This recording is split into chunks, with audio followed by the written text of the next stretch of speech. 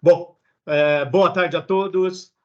Com vocês que estão conosco aqui em mais um evento da BINC, Associação Brasileira de Internet das Coisas. Eu sou o Yannis Stoyanis, sou líder do Comitê de Segurança da BINC. A BINC, falar um pouco da BINC, é uma associação nacional sem fins lucrativos, foi fundada em 2016 e tem por objetivo desenvolver e fomentar o acesso e pesquisas para IoT no Brasil e promover também a conscientização da sociedade sobre a importância econômica e social do uso da IoT, da internet das coisas, né? Eu faço parte aí do Comitê de Segurança. O nosso Comitê de Segurança da BINC tem por objetivo promover a conscientização da sociedade sobre os riscos tecnológicos inerentes ao uso da internet das coisas, que a gente vai estar debatendo hoje, e a necessidade de adotar padrões de segurança reconhecidos globalmente, que devem ser aplicados em todas as etapas do ciclo de vida da tecnologia do uso da IoT. E também apoiar, eventualmente, aí, as autoridades governamentais na concepção, aprimoramento e disseminação de políticas públicas e regulamentações que fomentem o desenvolvimento e uso seguro da internet das coisas. Exatamente sobre isso, sobre o uso seguro da internet das coisas, que nós temos aqui no nosso debate de hoje, né? Vamos falar sobre as preocupações de segurança, sobre as iniciativas de IoT que estão sendo colocadas aqui no Brasil, para as pessoas que realmente estão pensando em desenvolver projetos de IoT, né? E todos esses desafios para o desenvolvimento e a construção segura e consistente de projetos envolvendo a internet das coisas. E para isso, tenho aqui a participação dos ilustres colegas aqui, também membros do Comitê de Segurança da BINC, Marco Sêmola. Sêmola, um grande prazer aí ter você conosco. Muito obrigado. É um prazer estar com vocês. Vou fazer uma breve apresentação, né, minha. Eu sou profissional de cibersegurança e de tecnologia há 34 anos. Sou hoje sócio de Cybersecurity da UI, professor da Fundação Getúlio Vargas, do MBA, também na área de segurança da informação, há 23 anos. Publiquei 8 livros nessa área e tenho me dedicado muito à privacidade de dados pessoais, né? Sou pesquisador voluntário do Ministério da Defesa, do Laboratório de Cenários e Simulações, e membro do Comitê de Segurança da BINC. Excelente. Temos também aqui conosco Portelinha. Portelinha, uma grande honra participar com você em mais um evento aí da BINC. Yannis, muito obrigado pelo convite. Boa tarde, Sêmola. Bem-vindos a todos os participantes. Eu sou professor e professor aposentado na área de telecomunicações e trabalhei por basicamente 30 anos com sistemas embarcados, basicamente processador digital de sinais e microcontroladores. Nos últimos 4 anos, eu venho me dedicando à cibersegurança para a internet das coisas. Como se implementa cibersegurança em dispositivos utilizados na internet das coisas, microcontroladores e processadores de uma forma geral. Então, basicamente, hoje eu sou representante da empresa Veridify, que fornece uma solução de cibersegurança para dispositivos de baixo consumo e baixa capacidade de processamento. Ok? Então, basicamente, nós estamos aí hoje para falar um pouquinho sobre cibersegurança para a internet das coisas. Excelente, Portelinha e Sêmola. Bom, eu também, além de líder do Comitê de Segurança, que também debatemos bastante aí sobre segurança na BINC, eu faço parte da Ericsson, sou o Customer Security Director da Ericsson para a América Latina, então todas as questões relacionadas principalmente aos desafios de implementação do 5G e os casos de uso do 5G, internet das coisas é um deles, e também sou professor de MBA também pela IDESP, também falando sobre segurança, internet e telecomunicações, e também coautor de livro também. Bom, para iniciar esse debate, eu queria fazer uma breve apresentação, vou projetar aqui para vocês, só para fazer uma breve introdução, né, sobre esse tema.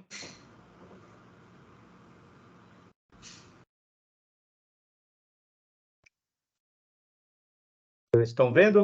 Sêmola. Sim, funcionando. Ótimo. Bom, então o nosso tema do nosso painel de hoje, nosso webinar, é sobre riscos de segurança e privacidade nas iniciativas de IoT, aí dependendo do caso de uso que for utilizar a internet das coisas, né?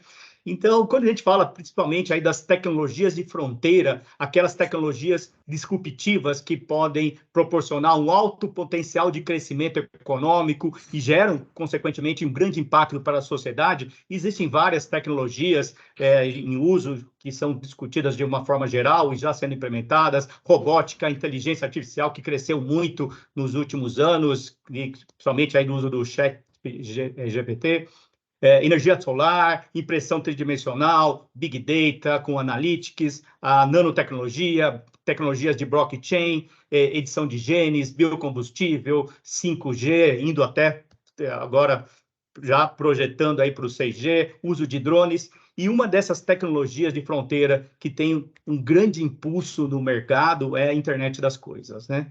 E exatamente chega o termo de era das coisas conectadas, né? Ou seja, tudo ser conectado. Principalmente quando a gente fala de inteligência artificial, é necessário coletar dados, né? E a internet das coisas vão coletar dados, eventualmente, para alimentar os motores de inteligência artificial. E isso é muito importante. Quando a gente fala dos principais segmentos de mercado para o uso da IoT, então falamos aí de cidades inteligentes, né, o uso de iluminação, de controle de tráfego, né, as utilizações aí são muitas para cidades inteligentes, para evitar ou pelo menos alarmar com relação a enchentes, inundações, a parte de utilities, aí toda a parte de controles de sensores para saneamento, para controle de energia elétrica, abastecimento de água, a parte de automobilidade, também muito importante aí para a questão de gerenciamento de frotas de automóveis, a gente vai indo aí para carros autônomos, para toda essa parte aí de entrega automatizada, a parte de manufatura, a indústria 4.0, também já projetando para a indústria 5.0, as questões de saúde, de telemetria, dos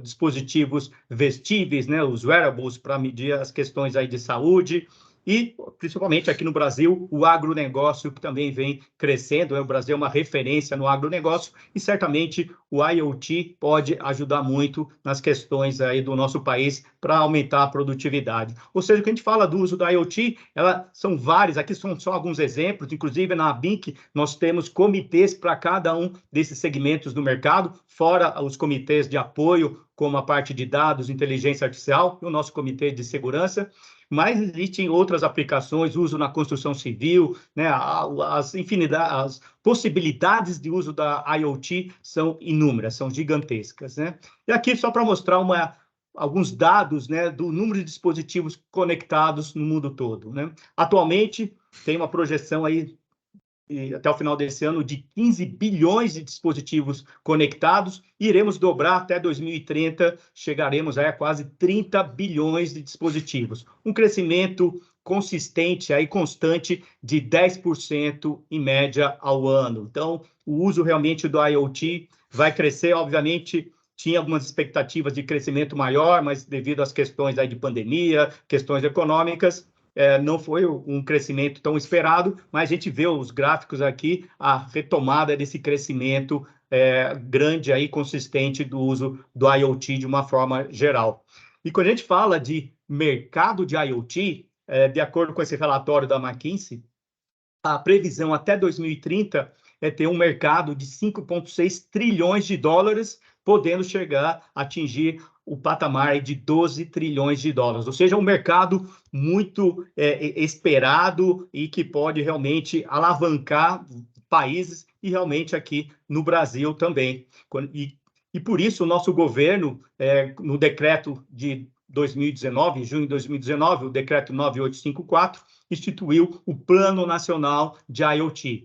E no seu artigo 1º desse plano, ele coloca exatamente: o objetivo do plano é implementar e desenvolver a IoT no nosso país com base na livre concorrência, livre circulação de dados, e aí, bem importante ressaltar, observadas as diretrizes de segurança da informação e proteção de dados pessoais. Ou seja, o Plano Nacional já busca trazer aí algumas questões específicas dos objetivos principais, né, de melhorar a qualidade de vida das pessoas, promover ganhos de eficiências nos serviços com o uso do IoT de uma forma geral, promover a capacitação profissional relacionado ao desenvolvimento de aplicações, geração de empregos nessa nova economia digital, incrementar a produtividade, fomentar a competitividade das empresas brasileiras que estão relacionadas nessa cadeia do IoT, buscar parcerias entre os setores públicos e privados, isso é muito importante para o desenvolvimento do nosso país e também para oferecer serviços para a sociedade, principalmente quando a gente fala de utilities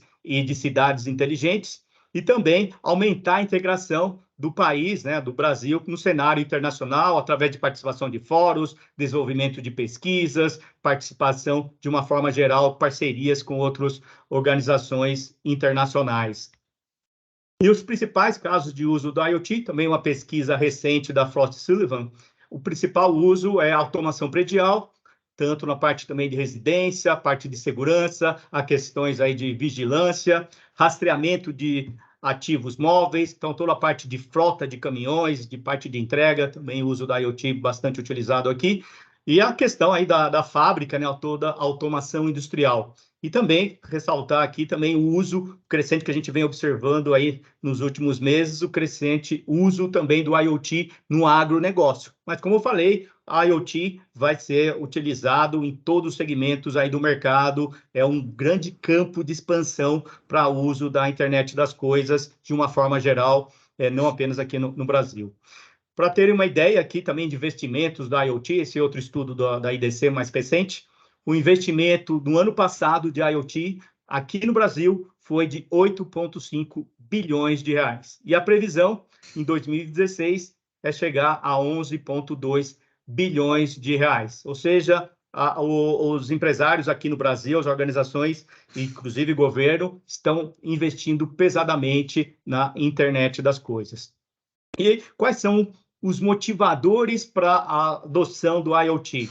Então, o valor da proposta recebida, ou seja, esses casos de uso, de como utilizar a internet das coisas para trazer valor, agregar valor ao negócio, como trazer benefícios de redução de custos, de melhor sustentabilidade, de questões de maior relacionada aí a ganhos do uso da IoT. Então, esses são alguns dos motivadores. A evolução da tecnologia, redução dos custos dos sensores. A gente for ver um sensor, alguns anos atrás, ele custava alguns dólares e agora passou a centavos do custo de uns sensores. Então, isso motiva e os modelos de negócio são viabilizados quando você tem uma tecnologia que está mais barateada, né?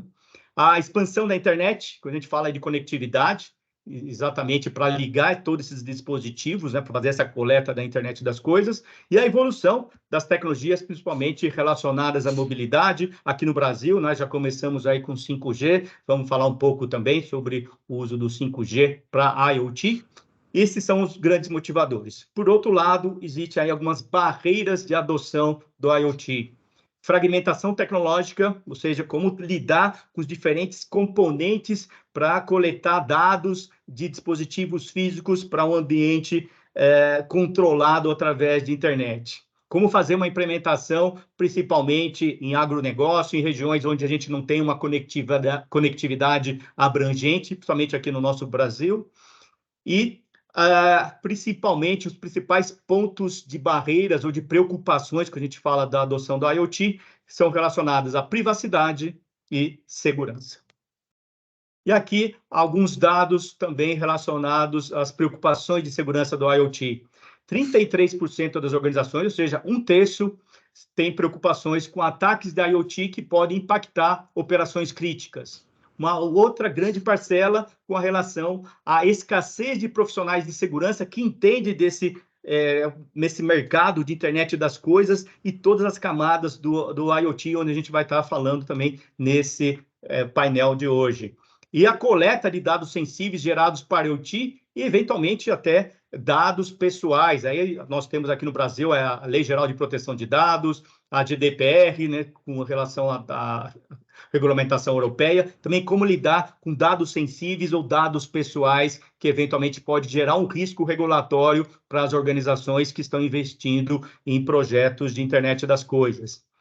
E falando um pouco aí sobre as questões mais técnicas, né? No ano passado, mais de 100 milhões de malwares específicos para IoT, crescimento aí de 90% em apenas um ano.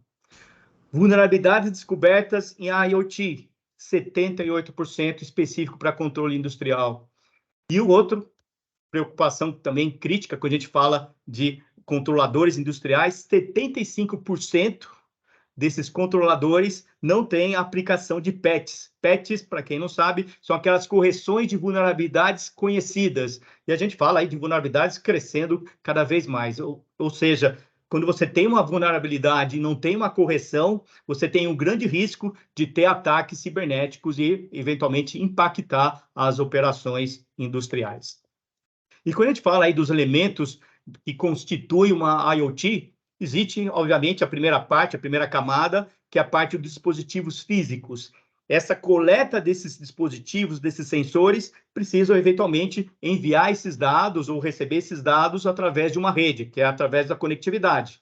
Esses elementos são segregados através de um gateway, onde a gente fala aí numa computação de borda, e todos esses dados são processados em tempo real. Então, são baseados em eventos, são dados em movimento, todo aquele movimento que estão sendo coletado, aqueles dados de telemetria ou de controles específicos em tempo real.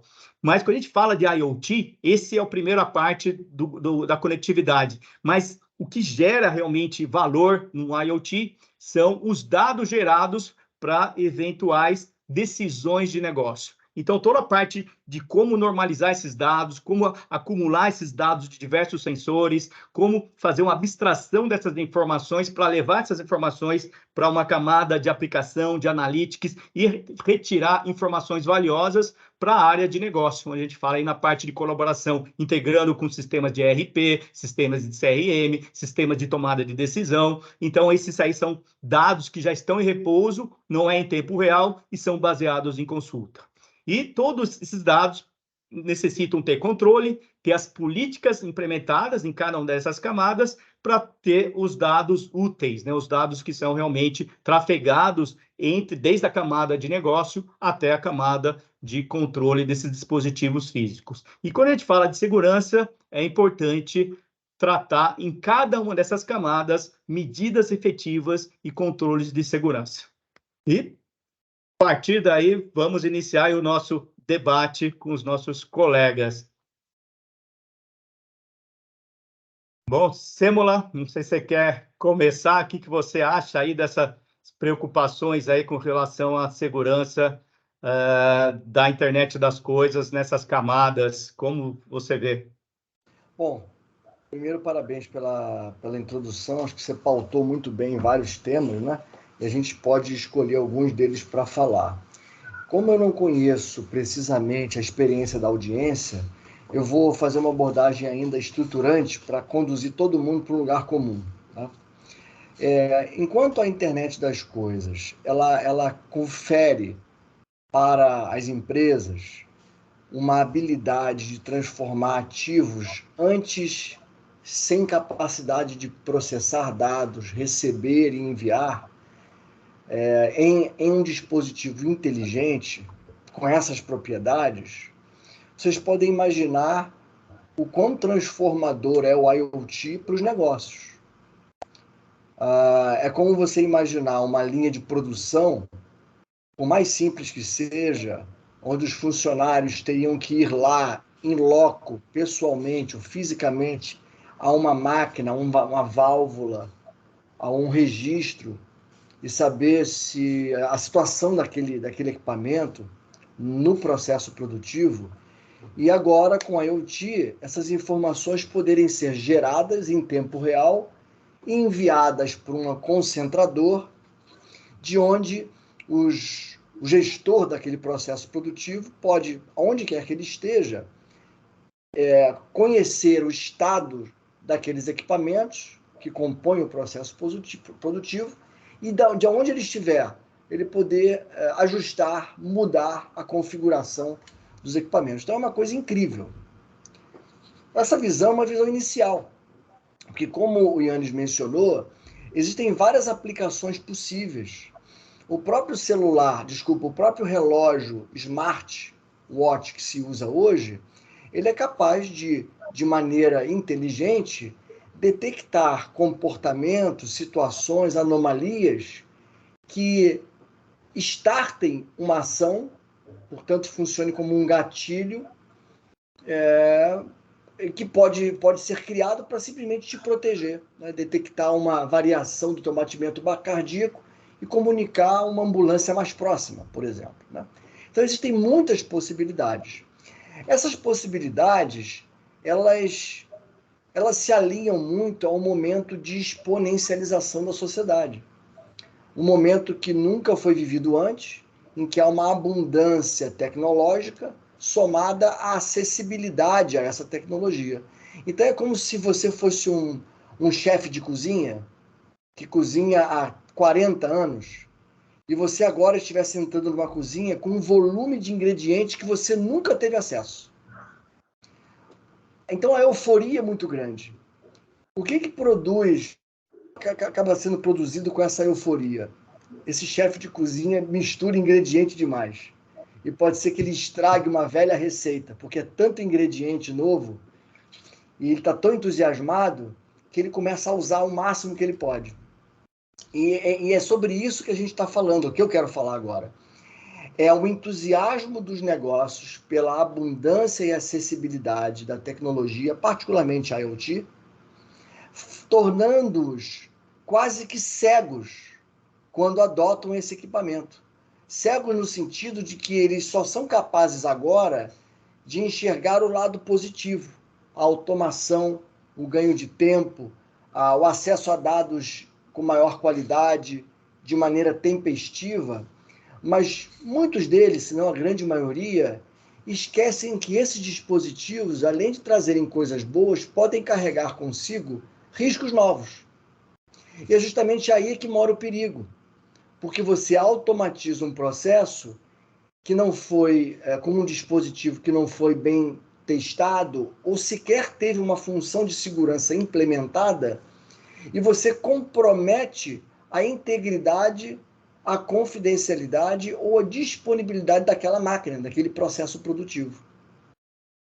Então, nós precisamos, enquanto ABINC, enquanto profissionais de segurança, dar visibilidade pública e chegar a uma audiência como essa, qualificada aqui, com uma visão realista do problema, para que, ao menos, os decisores na adoção do IoT possam com propriedade verificar as condições de segurança em que aqueles equipamentos estão sendo fabricados, especificados, entregues, implementados e mantidos, para que justamente o tiro não saia pela culatra, né?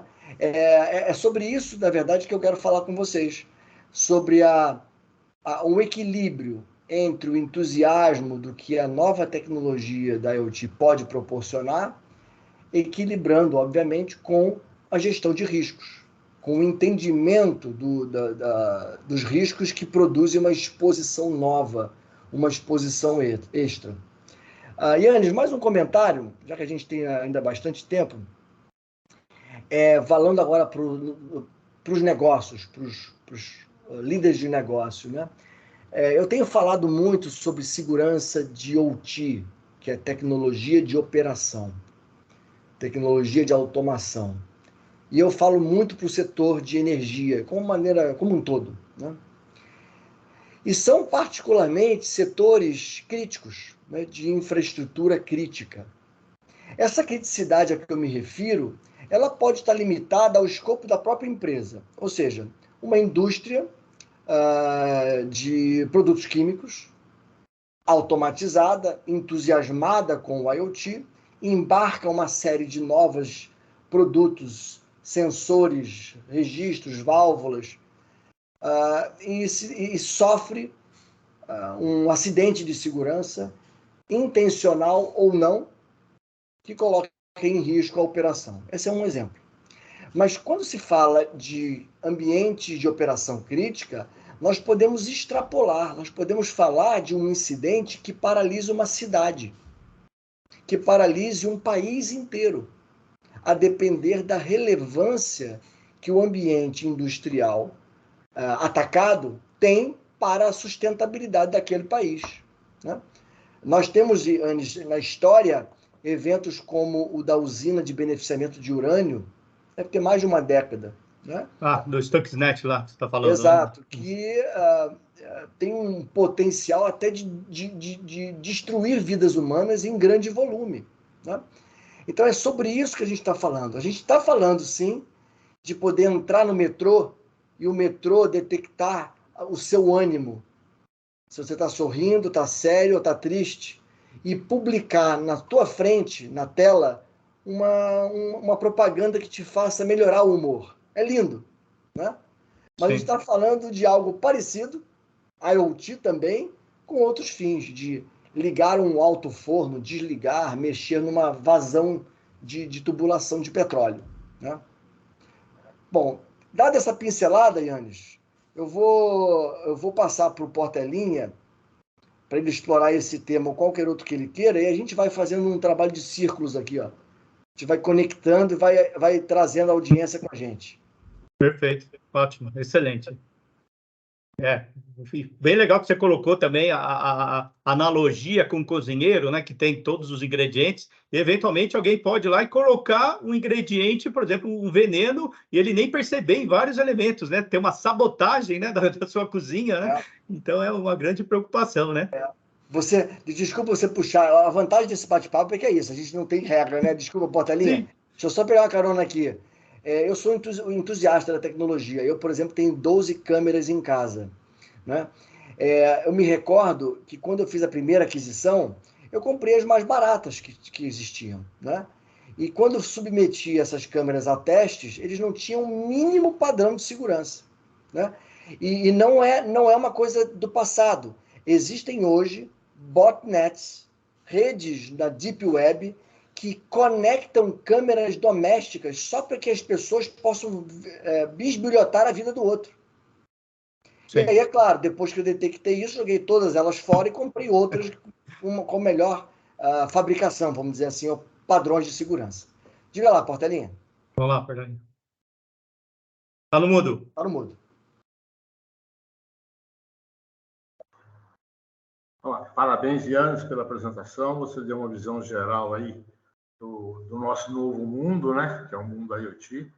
E parabéns ao Sêmula, chamou a atenção aí, deu o primeiro bote, né, no problema, né? Deu a primeira atacada no problema aí.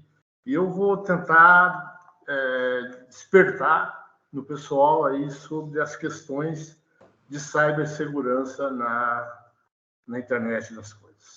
Então, a pergunta que eu vou colocar para que você pense na tua empresa é: como avaliar a cibersegurança da sua empresa? Considero isso muito importante, porque você tem uma infinidade de processadores dentro de uma empresa. Eu me lembro que, quando foi lançado o microprocessador, uma IEE Spectrum falou assim que seriam infinitas possibilidades de aplicação. E realmente são infinitas as possibilidades, a quantidade de processadores que você tem dentro da sua casa, dentro da sua empresa. Bom, isso tudo logo depois veio com a questão também da internet. Então, nós precisamos avaliar primeiro como nós vamos enfrentar o problema de cibersegurança da empresa. Nós enfrentamos o problema de cibersegurança da empresa dividindo em dois casos bem específicos. O primeiro é a questão da TI, né, da tecnologia da informação, com algoritmos, com dispositivos que vêm sendo desenvolvidos há muitos anos, né, pelo menos aí há uns 30 ou 40 anos aí de trabalho em cima da questão de tecnologia para a segurança do seu servidor, para a segurança dos seus computadores e para a segurança da sua rede de TI. E hoje nós temos uma outra rede inteligente, que é a rede OT, que é a rede operativa. Então, na rede operativa, nós temos dentro da rede operativa os dispositivos da internet das coisas. E nós, então, precisamos agora desenvolver novas ferramentas e novas metodologias para avaliar a questão da nossa rede operativa. Porque a nossa rede operativa, basicamente, o que se presta de uma forma bem ostensiva para a internet das coisas são a introdução de sensores. Basicamente, a internet das coisas são sensores, nós vamos dar vida às coisas, e para isso nós vamos sensoriar. Então, nós precisamos, quando avaliar a questão de cibersegurança da empresa, dividir em dois campos. Não precisamos nos preocupar, entre aspas, né, porque o cara deixa a senha lá 1, 2, 3, 4, 5 a vida inteira, nunca troca, ou troca a senha de 10 em 10 anos. Isso, dentro da área de TI, é um problema, mas que as empresas já estão muito mais espertas, vamos dizer hoje assim, trabalhando nisso. A nossa questão hoje é, quando nós introduzimos os sensores no nosso sistema, na nossa empresa, o que vai acontecer? Por quê? A questão da internet das coisas, ou do sistema operativo, é que ele, por si só, muitas vezes, não é o problema do dispositivo pontual, não é o problema da invasão do medidor de água e alterar a conta de uma pessoa, a empresa vai lá e corrige, ou de uma conta de energia. O problema é que a internet das coisas é uma porta de entrada para os sistemas maiores. Portanto, quando você analisa a questão da cibersegurança da internet das coisas, o primeiro ponto que você tem que ver é o seguinte: até que ponto essa porta de entrada ataca o meu sistema. O ano passado, esse ano eu não vi ainda, o MIT soltou uma pesquisa que, normalmente, o hacker ele fica até 200 dias dentro do teu sistema. Porque ele tem que entrar no seu sistema, descobrir como é que está o seu sistema operacional, descobrir qual é o sistema operacional, descobrir como é que seus arquivos são colocados, para então ele efetuar o ataque. Agora, o problema é que esse hacker precisa de uma porta de entrada. Até então, nós conhecíamos o quê? E-mail, arquivo, certo? Só que agora aumentou, porque é proporcional à área, o número de portas, e está aumentando de uma forma absurda com o número de internet das coisas. Então, você, quando analisar a questão de cibersegurança para os teus dispositivos de internet das coisas, você tem que ver como é que essa porta entra. Ele não vai entrar lá para ficar alterando conta de luz. Não, ele quer entrar. Ele quer entrar para depois ele te colocar dessa forma, tá? Então, como que o hacker pode entrar num dispositivo de internet das coisas que não tem cibersegurança? Durante o processo de manutenção, o cara vai lá com o laptop na portaria de um prédio, dá manutenção num dispositivo que ele teve que trocar, aí ele vai lá e tem que trocar lá o número de série dele por uma senha. Nesse processo, o computador dele está infectado, o vírus se instala naquela porta. O vírus se instala naquela porta, ele pode começar ele entra no sistema do prédio e ele pode começar a capturar as imagens de entrada. Ele captura as imagens de entrada, aí ele consegue saber quem entra e quem sai. E aí, a LGPD vai cobrar de quem isso? Do dispositivo de TI ou do dispositivo de OT? Então, falar que eu não preciso de internet, de segurança, internet das coisas, é inocência, é uma inocência pura. Tá? E outro detalhe interessante para avaliar sobre a internet das coisas, que é o seguinte: nós estamos trabalhando com dispositivos embarcados. A vida útil de um dispositivo embarcado, ela vai até 15 anos. Você coloca um dispositivo de internet das coisas hoje sem segurança no teu prédio, e aí? Ele vai ficar mais 15 anos lá? Esse já foi o meu pontapé inicial. Eu tenho mais coisa para falar, mas continua. Vamos lá. Tá, legal. Acho que você colocou um ponto bem interessante, Portalinha, que é essa da entrada, né? O dispositivo da IoT ser um ponto de entrada para uma invasão maior dentro da organização. Mas você falou até que eventualmente ter uma medição incorreta, né? Pode gerar algum dano, mas é relativo, né? Isso pode ser corrigido, né? Pode eventualmente criar um problema de reputação, mas pode ser corrigido. Mas eu vejo outros casos que eventualmente criar um risco nos dispositivos pode gerar algum problema. Por exemplo, no agronegócio, onde você tem sistemas que detectam a existência de doenças ou de pragas, e aí vai fazer um controle de pesticidas. Obviamente, um único dispositivo dentro de milhares, que eventualmente estão coletando aqueles dados, vai ser insignificante. Mas aí entra um tipo de ataque bem conhecido aí da parte de segurança, que é o cyber, que é uma impersonificação de dados. Então, imagina, fazendo uma analogia também, de alguém que cria vários perfis falsos no Facebook, numa mídia social, mas é aquela pessoa única que está controlando para disseminar fake news. Pode ser também a mesma coisa, fazer esse tipo de ataque numa rede de dispositivos IoT para informar, opa, a temperatura está mais baixa do que esperado e os sensores começarem a elevar aquela temperatura, ou informar que tem um determinado tipo de praga, quando não é verdade, e colocar um pesticida incorreto. Isso vai gerar desperdício de material e até também gerar riscos de perda daquela agricultura, ou eventualmente até no controle de um frigorífico. Imagina, por exemplo, numa frota de um caminhão levando, né, um frigorífico, onde você tem todo o controle de temperatura, e alterar aquela temperatura dentro daquele caminhão, você vai contaminar através da elevação da temperatura por bactérias e vai perder aquela carga, ou quem for receber vai achar que a temperatura não estava adequada e recusar o recebimento daquela mercadoria. Isso aí gera um prejuízo direto.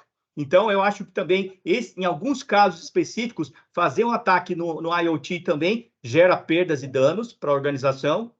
Obviamente, é uma porta de entrada. E um outro caso também é o uso da IoT, por exemplo, para criar uma botnet, uma rede de máquinas infectadas e promover ataques de negação de serviço, onde aqueles dispositivos, por exemplo, podem atacar um determinado site de e-commerce. Imagina numa campanha de marketing, num Black Friday, ou eventualmente numa campanha específica da parte aí de Natal, Dia das Mães, e sofrer um ataque de negação de serviço e a empresa eventualmente não tiver as medidas adequadas de segurança e o site for vítima desse ataque e estiver indisponível. E você tem toda aquela perda, você fez toda uma programação, isso pode gerar não só a perda, mas também ser um risco de uma extorsão, né, daquele ambiente. Então, eu acho que isso também gera um risco. Então, acho que são esses três casos, né? O uso do IoT em si gerar prejuízo, o IoT como porta de entrada para um ataque maior dentro da organização, isso a gente tem vários casos de uso que aconteceram, e por fim, isso gerar perdas e danos para outras organizações, e a sua própria empresa pode ser acionada juridicamente porque gerou um prejuízo para uma outra, gerou um lucro cessante, por exemplo, para uma organização, e ela ser envolvida num processo de indenização. Não sei o que você acha aí, Semana. Olha, eu tô aqui guardando o que o Portelinha mencionou e o que você disse agora, né? Eu tô refletindo, porque eu me vi nesse momento falando para 50 pessoas que estão aqui com a gente, e aí eu me lembrei de eu falando de segurança para um público em 1991, tá? Quando nem existia internet comercial no Brasil. E às vezes eu me pego falando das mesmas coisas, né? Mas a IoT não se falava à época.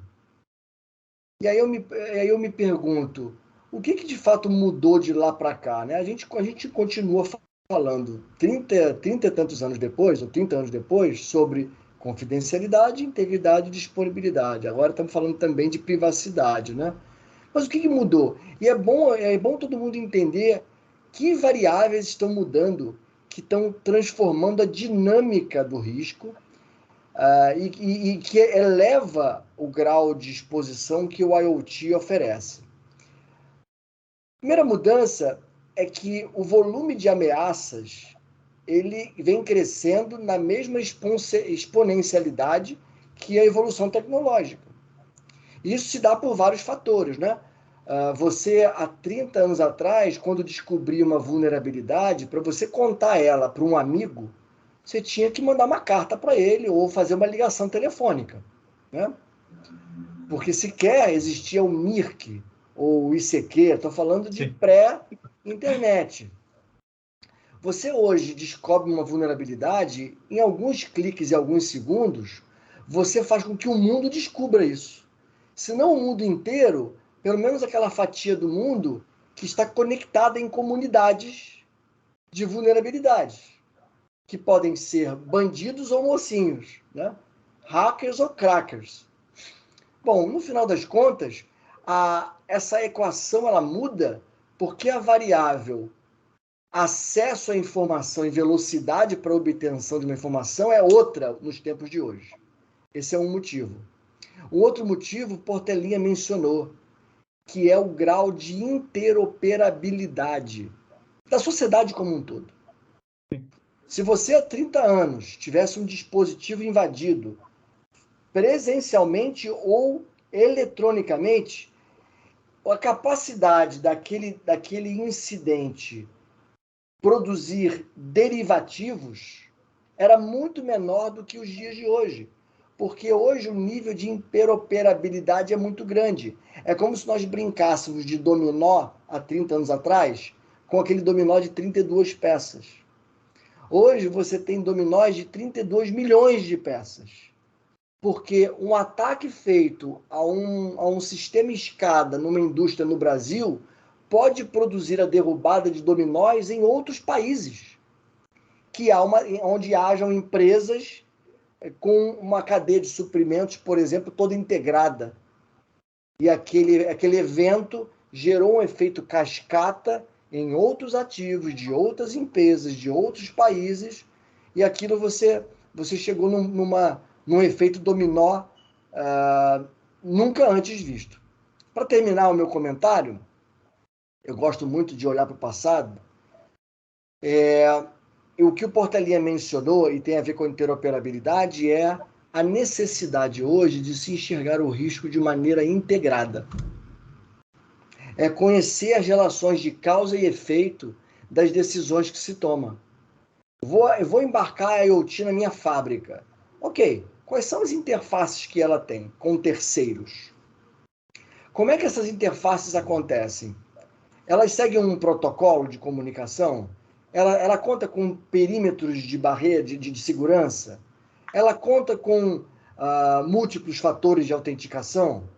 A depender da transação que estiver sendo tentada, você vai aumentar o grau de exigência para aprovar aquela transação ou aquele comando? São preocupações que nós não precisávamos ter há 30 anos atrás. Mas que hoje é fundamental, é enxergar o todo, né? E eu estava falando do passado, Portelinha e Andes, porque eu tenho aqui do meu lado, lembrando de mim o tempo inteiro, uma entrevista que eu dei para o Globo em 2001. E aí a matéria de página inteira era: é preciso gerenciar segurança ou risco de forma integrada. Isso não mudou. De 30 anos para cá, isso continua atual e cada vez mais importante. E aí entra, né, dentro do que você colocou, aquilo que até a gente conhecia no passado e agora ficou muito mais evidência, e até mudou o nome, como a arquitetura Zero Trust, né? A arquitetura que eu não confio em nada, porque hoje não existe mais o perímetro, né? Como o Portelinha colocou, já está interligado o ambiente de OT com TI, está ligado com a nuvem, está ligado com os parceiros, você não tem mais o pessoal trabalhando remoto, né? Nós estamos aqui participando de um webinar, né, com pessoas aí distribuídas no Brasil, até de fora, participando do nosso webinar. Então, não existe mais perímetro, né? Como é que você confia que eventualmente teve um ataque cibernético e evitar que aquele ataque, através de uma rede de operação, pode invadir outros ambientes? Acho que até uma pergunta aqui que tivemos aqui no nosso chat, acho que foi o Ricardo, né? Que fala exatamente, que a dúvida dele é exatamente sobre isso, né? Sobre essa questão aí da conectividade, né, numa rede isolada até por firewall, né? Quais são os riscos em redes isoladas com firewall? Quando a gente está falando de IoT, você não tem mais aquela segurança do perímetro. Imagina colocar no agronegócio, né? Você não vai cercar toda uma fazenda, né? Então, eventualmente, você... E aquele sinal daquela conectividade pode também passar os limites daquela região e, eventualmente, ter um dispositivo conectado ou, eventualmente, ter um ataque naqueles dispositivos que, eventualmente, pode injetar um código no firmware, né? E aí entra até que você colocou primeiro, Sêmola, de comprar dispositivos que já tragam embarcado a segurança. Então, a gente está falando do Trust Environment, né? Do ambiente seguro que foi construído, onde você tem a isolação para garantir que, em termos de inicialização daquele dispositivo e durante a operação, não vai ser injetado nenhum código malicioso naquele dispositivo. Então, você começa a pensar nesses dispositivos de terem já uma construção segura e também colocar as barreiras aí do Zero Trust, onde eu não confio em ninguém. Qual é o dispositivo que está entrando na minha rede da IoT? Será que eu tenho que colocar uma autenticação para verificar, para evitar aquele tipo de ataque que eu falei da impersonificação, ter vários dispositivos incluídos dentro da minha rede que pode gerar um comportamento anômalo? Então, eu acho que é importante, né, fazer essa questão da prevenção e, obviamente, com tantas vulnerabilidades, aí também lembrando um pouco aí do meu passado, quando eu comecei a trabalhar há mais de 30 anos, você encontrava uma vulnerabilidade, seja no Brasil, na Rússia, rapidamente a comunidade hacker tinha acesso àquela vulnerabilidade, você começava a fazer algumas brincadeiras, né, de acesso de sistemas, né, sem nenhuma intenção maliciosa, eventualmente por alguns aí que realmente tinham algum outro interesse. Mas hoje atraiu a comunidade de criminosos, onde tem os ataques de ransomware, fazer sequestro não só dos computadores, mas de linhas inteiras de produção. Então, como exemplo até dessas linhas, né, teve a Colonial Pipeline, que aconteceu aí há 2 anos, um pouco mais de 2 anos, né? Toda a costa leste dos Estados Unidos interrompeu o abastecimento, e aí você gera não só o problema da questão do abastecimento, você começa a gerar problemas para a população. Riscos, né? Pânico, opa, tá faltando combustível, como é que vai ficar o meu negócio se eu dependo de combustível para fazer a entrega dos meus, atender os meus clientes? Então, você começa a gerar aquilo que você colocou muito bem, Sêmola. Você começa a afetar outras cadeias da população que, eventualmente, são afetadas direta ou indiretamente por aquele problema. Então, esse é um grande risco, né? Um risco socioeconômico. Você começa a crescer, a aumentar os preços, a população começa a ter preocupação, você gera um pânico, um sentimento de pânico para a população, a sociedade, e aí entra também as questões regulatórias, né? Como tratar essas questões da infraestrutura cada vez mais críticas, que a gente fala de conectividade, da parte de sistemas de abastecimento, sistema financeiro, né? Hoje todo mundo usa o smartphone para fazer as transações imediatas, né? Usando o Pix e outros tipos de transações. Então, imagina você ter um ataque nesses dispositivos e paralisar uma linha de comunicação, telecomunicações, o sistema financeiro. Então, as preocupações a isso que são gigantes, né? Deixa eu colocar complementar um pouquinho o que o Sêmola falou a respeito de que alguém aqui comentou que é a questão do sistema isolado. Então, hoje já se sabe o seguinte, que o sistema só não sofre ataque se ele não for um sistema que ninguém usava. O Linux, por exemplo, todo mundo falava que o Linux era inviolável, mas não é que o Linux era inviolável, é que o Windows era muito mais usado que o Linux. Né? Então, hoje já se sabe que não. Um outro exemplo, que o sistema escada. O sistema escada é inviolável, ninguém ataca o sistema escada, mas a questão da invasão do Stuxnet, que ocorreu, deve ter uns 20 anos mais ou menos, que foi no sistema escada da Siemens, né? Já estou entregando ouro aí, mas está na internet hoje para todo mundo ler a história. Foi uma invasão basicamente utilizando o processo do hacker social. O hacker fez uma invasão social. O cara chegou lá um belo dia, o laboratório era isolado, mas o cara chegou um dia com um pendrive lá que provavelmente ele foi imprimir um currículo, sei lá o que ele foi fazer. Ele infectou todo o laboratório e destruiu todas as máquinas naquele momento. Então, essa questão de falar que o sistema é isolado, não existe essa questão. Se ele tem alguma porta que depois ele se conecta lá no fundo entre o OT e o TI, ele vai entrar. Tá? Esse é o primeiro ponto que eu gostaria de alertar. O segundo ponto é o seguinte: o hacker, na verdade, muitas vezes, ele não faz uma invasão simplesmente por questão de dinheiro. O hacker, ele gosta de demonstrar potência. Ele é um cara que ele é meio contra o sistema. Então, o hacker não entra no sistema só por dinheiro. Ele entra também para provar força. Isso, por exemplo, ficou bem declarado no Colonial Pipeline, que foi aquela invasão lá em final de 2021, né? Foi de final de 2021, foi que a Costa Leste estava apavorada, não vai ter óleo para crescimento, pronto. Então, a questão do hacker, e o hacker tem o tempo todo do mundo. O ladrão sempre tem o tempo todo do mundo para te roubar. Ele sempre fica pensando em novas técnicas. Então, não dá para o cara falar, ó, eu sou inviolável, não existe isso. Eu sou impenetrável, não existe isso. Hoje, inclusive, tem várias técnicas de invasão de hacker que se faz pelo canal colateral, ou seja, o cara mede o espectro da fonte de alimentação e descobre a senha do dispositivo. Então, as formas de entrada hoje, de ataque na porta de entrada, são inúmeras e cada dia surge uma nova. Então, essa é uma questão que eu gostaria de colocar, porque na questão de TI, a questão, ou mesmo no celular tem um processador potentíssimo, não vai invadir. Mas a questão de cibersegurança no IoT está muito vinculado à capacidade de processamento do sensor que você coloca lá para medir a temperatura. Você não vai colocar lá um cara de 64 bits para medir a temperatura. Você vai colocar um cara de 8 bits. Não é isso? E aí, isso deixa muito vulnerável o sistema. E, Portelinha, para brincar com a sua frase, né? O único equipamento seguro é aquele que está desligado, né? Mas por aí, exatamente. Ou seja, porque se ele liga a fonte de alimentação, inicializa tudo, o hacker vai lá, coloca, ele mede o espectro, né? Ele mede a emissão da fonte de alimentação. Hoje, tudo quanto é fonte de alimentação chaveada, ele mede a emissão da fonte e deteta a senha do cara.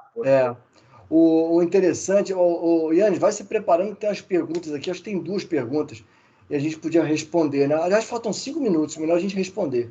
Sim.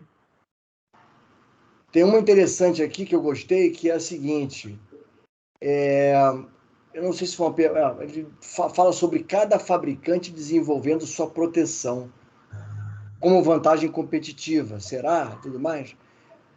Eu vou comentar um pouco sobre isso, né? Porque tem essa disputa, em certa medida, sobre segurança do iPhone ou do Android, a segurança da Apple ou da Microsoft, né? E cada qual tem o seu aspecto. Vamos analisar agora conceitualmente. Se segurança da informação é preservar a confidencialidade, a integridade, a disponibilidade, a gente tem que olhar para os 3 atributos de uma maneira integrada. Vamos pensar no seguinte: quando você compra um equipamento, e é um equipamento que tem uma tecnologia proprietária, o que subentende-se? Que ele foi construído seguindo requerimentos daquele fabricante, que ele próprio desenvolveu, subentende-se que ele manteve esse código-fonte em segurança, controlado, etc. E isso é, de fato, um dificultador para qualquer hacker, porque esse indivíduo ele tem que entender o alvo para que ele possa pensar em alguma ideia mirabolante, engenhosa, para bypassar os controles daquele alvo. Então, nesse aspecto, ele é mais seguro do que uma plataforma aberta.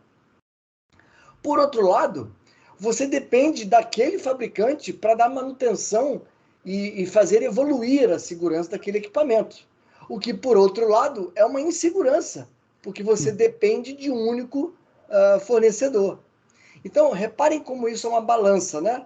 Se eu resolvo ir para uma arquitetura aberta, eu estou tecnicamente mais exposto, porque há um conhecimento maior na sociedade sobre aquele ambiente. Enquanto os ambientes fechados são mais limitantes. Então, se eu tenho menos ameaças ou menos pessoas que conhecem aquele ambiente, ele é menos atacado, então ele é mais seguro. Mas, ao mesmo tempo, também é inseguro pela indisponibilidade, pelo risco de indisponibilidade de um equipamento que fique carente de uma atualização, porque depende de um único fabricante, um único fornecedor. Então, é uma dicotomia. É como se a vida fosse uma moeda. Tem o lado cara e o coroa, bom e ruim. Mas mesmo assim, complementando o que você colocou, mesmo aquela empresa que desenvolve a sua aplicação, ela eventualmente, em algum momento, vai usar alguma aplicação de um software livre, ou seja, uma biblioteca, ele vai aproveitar. E aquela biblioteca, né, hoje a espinha dorsal de desenvolvimento de software na internet é através de software livre. Mesmo que as empresas desenvolvam o seu produto, vou pegar essa biblioteca aqui, está pronto. Por que eu vou desenvolver um sistema de coleta de log se já existe uma biblioteca para isso? Concordo. Vou coletar aqui. E aí pode estar vulnerabilidade exatamente ali e todo o seu sistema também está vulnerável. E aí também fazer esse mapeamento, né? Quais são os meus bibliotecas de software que eu uso no meu desenvolvimento proprietário. É isso mesmo. Esse tema conecta com tudo, com a interoperabilidade, com o efeito cascata. Fala, Portalinho.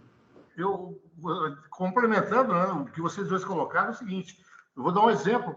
Hoje, por exemplo, a maioria das pessoas utilizam um sistema operacional de tempo real. E a maioria vai pegar o quê? O da Amazon, que é free, ou vai pegar um outro RTOS qualquer da vida, porque é mais fácil da manutenção, ele já está testado, ele já está funcionando. Por outro lado, facilita a vida de quem? Do hacker. Se o cara projeta o produto dele, o dispositivo dele no bare metal, né, lá embaixo, na lógica, coloca que o Samuel falou. O cara tem um sistema fechado, mas se precisar mudar um bit lá e esse cara está de férias, ninguém muda.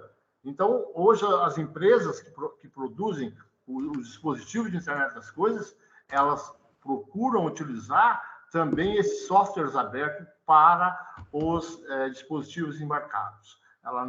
Ninguém praticamente hoje mais projeta dispositivo embarcado com sistema operacional próprio. Agora, olha que interessante, né? Como é um cubo mágico, tem várias faces, né? Enquanto o código aberto tem esses problemas que nós citamos, tem uma vantagem enorme. Se um software, e todo software tem falhas, tem bugs, não tem jeito, eu fui desenvolvedor durante muitos anos. Se um software tem falhas e ele é fechado, a solução desse software, dessa falha, está limitada a 100 desenvolvedores que essa empresa tem. Se você tem uma falha num software de código aberto, você tem comunidades inteiras no mundo inteiro trabalhando 24 horas por dia, tentando aprimorar aquele software que eu diria é de propriedade coletiva, vamos dizer assim. Então, a celeridade para encontrar falhas e corrigi-las em softwares abertos é muito maior do que proprietários. E dá mais robustez para o software, né? Porque está aberto, está todo mundo criticando, está todo mundo averiguando. Então, você vai pegar um sistema, um RTOS que é aberto, ótimo, porque todo mundo está corrigindo ele. Você faz o seu próprio RTOS, você não tem nem como se ele descobrir lá. Se o cara for lá e pegar o pacote inteiro, o pacote TCP/IP, ele debulha e acabou. Mas aí eu acho que aí é o seguinte, tanto a parte de proteção, e aí a gente fala da gestão dessas vulnerabilidades, e muitas vulnerabilidades não são nem publicadas, né? Muitas vulnerabilidades são comercializadas na Deep Web, né? Em fóruns do mercado negro, porque quem vai usar aquela vulnerabilidade tem um propósito que não é corrigir aquele software, é realmente fazer um ataque sem que exista uma correção que seja conhecida, ou seja, nem a vulnerabilidade é conhecida, exceto para quem desenvolveu, né, quem encontrou aquela vulnerabilidade e quem fez a compra daquela vulnerabilidade e, eventualmente, até o código, né, o exploit foi comprado que pode ser utilizado. Então, por isso, eu acho que proteção não tem como, é fundamental, mas não vai conseguir todos os casos, principalmente na parte do IoT, né, onde existe vários tipos de dispositivos sendo construídos de uma forma geral, mas é importante, primeiro nesse caso, criar um processo na cadeia de suprimentos para, pelo menos, garantir que aquele produto que está sendo comprado foi pensado já em segurança no seu ciclo de vida, mas isso só não garante, né, toda a parte de segurança. Então, precisa ter também toda a parte de monitoramento e adequação, e, eventualmente, se tiver um ataque, como fazer uma resposta. Aí entra as questões também de automação, né? Como automatizar uma resposta, né? Ter uma orquestração de segurança e fazer essa análise, por exemplo, do comportamento daqueles dispositivos. Será que os meus dispositivos agora estão num outro nível de comportamento? Qual o motivo disso? Então, é importante entender essa análise. Aí entra também a inteligência artificial, que pode ajudar nessas análises de comportamento, eventualmente, alguns dispositivos que foram atacados, que estão com comportamento anômalo, fazerem um isolamento daquele dispositivo, né? Colocar em uma quarentena, para evitar que esse ataque se propague para os demais dispositivos ou que, eventualmente, crie um problema dentro da sua própria organização. Gostaria de responder uma pergunta do Marcelo Lupe, que eu acabei de ler aqui no chat, que é o seguinte: o Marcelo, eu concordo com você. Você vai colocar no hardware a sua chave, mas a questão de colocar no hardware a sua chave é que, uma vez descoberta a sua chave no hardware, ela está presa. E precisaria fazer uma análise mais profunda nisso aí, avaliando a questão de chave pública e privada e como se faz essa distribuição. Porque a partir do momento que você pega uma chave privada gerada dentro de um hardware, você está preso àquela chave privada. Toda aquela família de dispositivos está aberta. Ele vai entrar, eu não sei se deve ter uma comunidade aí de hackers que... Bom, e quais dispositivos? Olha aqui, achei aqui qual que é a chave privada de tal dispositivo. Ou a chave pública, como é que acessa? E vira uma festa. E aí você invalida todo o teu projeto quando você pensa numa chave de hardware. Um outro detalhe que eu também já tenho, só complementando, é uma questão mais política, é que nós ainda estamos no início da questão de cibersegurança para a internet das coisas. Tem muita coisa para ser vista, para ser feita, porque vamos dizer, é o complemento, mas é um complemento com outras características. Legal. Bom, o problema é que já estouramos, o papo está muito legal, bastante interessante, mas já estouramos o nosso tempo. Acho que seria agora colocar as colocações finais. Sêmola e Portelinha. Colocações finais. Vou embrulhar para presente. A melhor prova do que a gente falou aqui, de que isso é uma verdade, que o mundo percebeu isso, é que uma boa prática de gestão de riscos hoje, incluindo a área de IoT, é você desenvolver 5 funções de segurança. Agora 6, muito em breve 6. Eu estou me referindo ao NIST, Cyber Security Framework. É ser capaz de identificar riscos, proteger ativos, detectar riscos em evolução, responder a riscos que se materializaram e recuperar danos provocados por um risco. A 6ª função que o NIST está trazendo agora na versão 2.0 é governar, gerir esses riscos. Então, isso é a prova de que um incidente de segurança é inevitável. Logo, você tem que estar preparado para o pior, para detectar, responder e recuperar. Essa é a mensagem. E a última acompanhe a gente aqui nas redes sociais, porque é lá que tem as novidades, né, Yannis? Toda semana a gente está botando coisa lá no LinkedIn. Ótimo. Para fechar, eu gostaria de fazer uma questão, é que quando você pensa no dispositivo embarcado, até então você fazia o dispositivo, abrir o portão, um dispositivo abrir a chave do portão, pronto, coloca lá e acabou. Hoje, quando você vai projetar um dispositivo de internet das coisas, vai adquirir, colocar no seu sistema, você tem que fazer um ciclo de vida do dispositivo embarcado. Você tem que ter um ciclo, você tem que ter um ponto onde você vai homologar, você tem um ponto onde você vai retirar. Não dá mais para colocar o dispositivo embarcado como foi colocado até agora. Tem que passar por um ciclo de vida do dispositivo. Porque é uma outra engenharia, porque ele tem uma porta de entrada hoje que é a internet. Antigamente ele não tinha, hoje ele tem. Legal. Bom, queria complementar também. Eu acho que uma mensagem que eu poderia colocar, complementando aí dos meus colegas, na hora de desenvolver um projeto de IoT, pense em toda a cadeia. Né? Leve isso para a direção da organização, porque a questão dos riscos tecnológicos podem afetar a estratégia de negócio da organização. Então, precisa avaliar dentro daquele projeto, quais são as ameaças que eu tenho dentro do meu projeto da IoT, como é que eu desenvolvo um processo na minha cadeia de suprimento para adquirir dispositivos confiáveis que foram pensados em segurança, qual é a minha aplicação do meio ambiente, como é que eu coleto os dados para saber qual é o comportamento, quais são os dados que eu vou extrair daqueles dispositivos, qual vai ser a frequência, quantos dispositivos eu vou ter dentro do meu ambiente, como isso vai ser escalado, como é que eu garanto a autenticidade daqueles dispositivos, como eu coleto aquelas informações estão sendo coletadas de uma forma segura, com criptografia, que eventualmente alguém pode interceptar aqueles dados e fazer um mau uso. Então, é importante fazer uma avaliação completa do meu projeto para evitar riscos que ofendam diretamente o meu negócio, porque os riscos tradicionais, como concorrência, capital de giro, a variação cambial, entre outros, riscos tecnológicos também afetam o negócio de uma empresa. Então, acho que é importante colocar isso. Bom, agradeço a todos vocês que estiveram conosco até agora. O webinar vai ficar disponível em breve nos canais da BINC, e aí mais informações vocês podem acessar os nossos canais aqui da BINC.